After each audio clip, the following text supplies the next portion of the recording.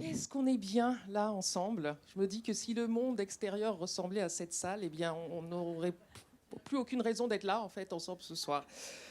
Donc voilà, comme on rentre dans la soirée doucement, on rentre dans le week-end, donc je ne vais pas vous faire de grands discours. Je voulais juste partager avec vous ce que m'a inspiré le titre du prochain panel que nous allons accueillir, une mosaïque d'expériences universelles. Parce que c'est vrai que j'aime bien raconter des histoires. Je suis aussi écrivaine à mes heures perdues, même si j'ai de moins en moins d'heures perdues. Et c'est vrai que, oui, comme l'a rappelé Isabelle tout à l'heure, bien sûr, pour avancer, on a besoin de grandes politiques. Mais je crois aussi à une mosaïque de combats, chacun, chacune, dans son environnement, sous toutes les latitudes. Et c'est comme ça qu'on essaime aussi. Et donc, je voulais juste partager avec vous des histoires de femmes formidables, sous toutes les latitudes, de toutes les générations, qui m'ont inspirée, qui m'accompagnent aujourd'hui dans mon quotidien aussi chez Orange, et qui ont tout un point commun. Quand elles se battent, c'est toujours pour d'autres femmes, donc pour la société tout entière. Et j'aimerais commencer, vous allez me dire, c'est pas très original, j'aimerais commencer par ma mère. Mais après tout, quand on parle de puissance du lien, c'est quand même le lien originel. Ma mère, qui a été ma mère française, qui a été la première d'une longue lignée d'une famille d'agriculteurs dans le sud de la France, à faire des études supérieures. Elle a dû lutter pour apprendre. Elle a dû marcher dans le froid, l'hiver, des kilomètres pour rejoindre son internat. Ensuite, elle a rejoint l'école normale et puis elle est devenue professeure de mathématiques. C'était dans les années 60. Il n'y en avait pas encore tant que ça, des professeurs de mathématiques, des femmes. Et donc voilà, ma mère, une guerrière. Et puis une guerrière universelle, universaliste en tout cas. Parce que dans la série No Limites, toujours dans les années 60, elle s'entiche d'un étudiant noir. Un étudiant noir en 1960. Couple mixte. Imaginez l'audace. Et donc ma mère rejoint mon père au Cameroun. Elle aurait pu se reposer sur ses lauriers de guerrière, mais pas du tout.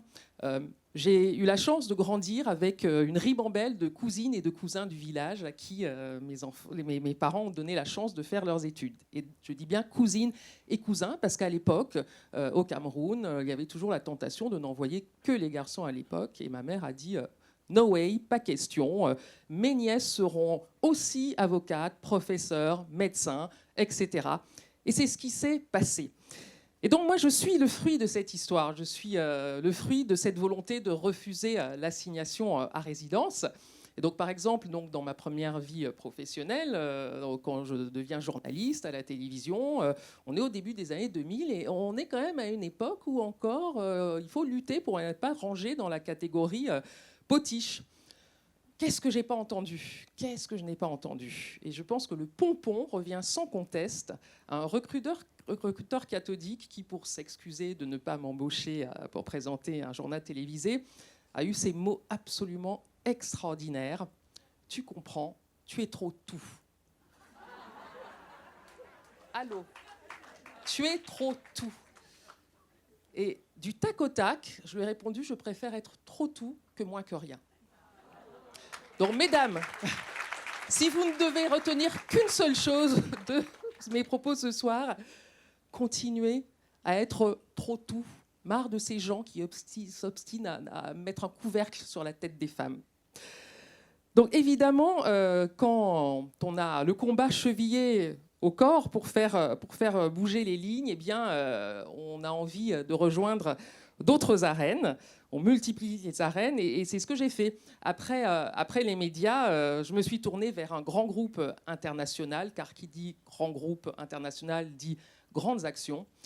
Et aujourd'hui, j'ai une chance inouïe, c'est que chaque matin, quand je me lève, mes valeurs personnelles sont parfaitement alignées avec les valeurs de mon employeur. J'ai une chance inouïe de rejoindre Orange, de travailler tous les jours pour Orange. J'ai été recrutée par un homme, l'ancien PDG, Stéphane Richard, parce que évidemment dans ce chemin, c'est un combat collectif, commun, et beaucoup d'hommes trouvent une motivation aussi pour l'égalité. D'ailleurs, moi j'aime beaucoup cette maxime qu'il faudrait afficher partout. Un homme de qualité ne craint pas l'égalité. Voilà. Stéphane Richard en fait partie.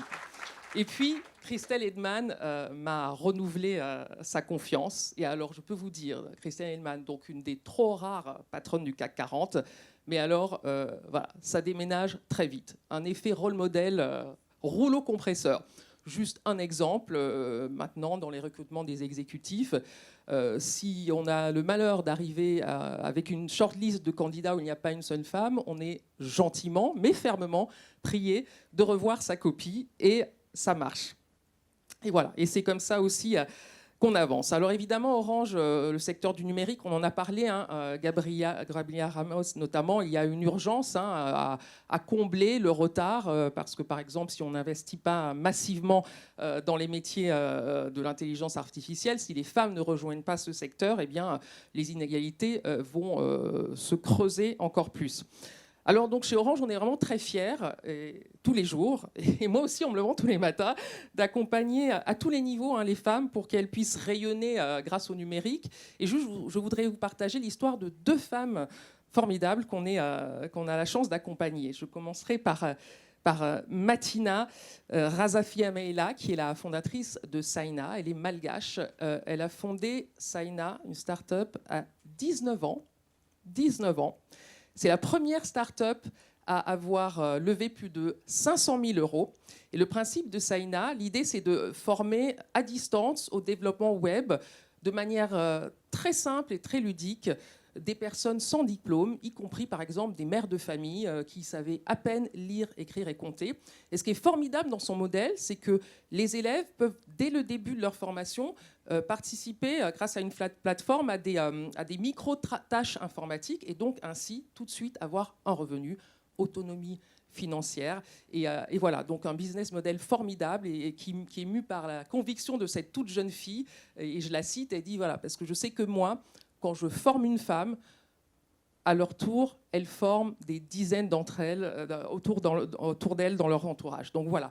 Et puis, pour terminer, je voudrais aussi partager... on a eu la chance, justement, pourquoi je parle d'elle, c'est parce que Orange Venture, notre fonds d'investissement, a misé sur Saina et on est très fiers de cette réussite. Et puis voilà, une autre femme formidable aussi accompagnée par Orange, c'est que vous connaissez peut-être, qui est Diata Diaye, donc sénégalaise, française d'origine sénégalaise, adolescente, de retour au village, mariée de force. Elle rentre en France, elle se rebelle. Et elle va lancer, alors qu'elle n'a aucun bagage dans le numérique, elle va lancer une application qui s'appelle AppL, qui est une application qui permet très vite de taper sur un numéro de confiance si jamais on a affaire on est dans une situation de violence conjugale. Et après, elle a doublé le dispositif encore plus fort d'une montre connectée où là, d'un seul clic, on peut alerter. Et son innovation a remporté le prix de l'innovation au CES à Las Vegas, la grand-messe de la technologie. Et voilà, on est très fiers de l'avoir accompagnée grâce à notre programme Femmes Entrepreneuses. Donc des femmes formidables, il y en a tellement autour de nous, dans notre sillage, au sein d'Orange, et aussi dans cette salle. Et au fond, c'est le message que je voulais passer, c'est qu'on pourrait dire, oui, ce sont des rôles modèles formidables, mais on a tous et toutes autour de nous, on s'est pris des claques qui ont forgé notre résilience. Toutes et tous, on a autour de nous un jour tendu la main, guidé une jeune fille. Et c'est comme ça qu'on avance dans cette mosaïque universelle, fait de parcours singuliers, mais guidés par ce combat profondément universel et unificateur. Et donc voilà, je vais sur ce laisser la place à d'autres femmes formidables. Et juste, en un mot, vraiment, je vous le redis, continuez d'être trop tout.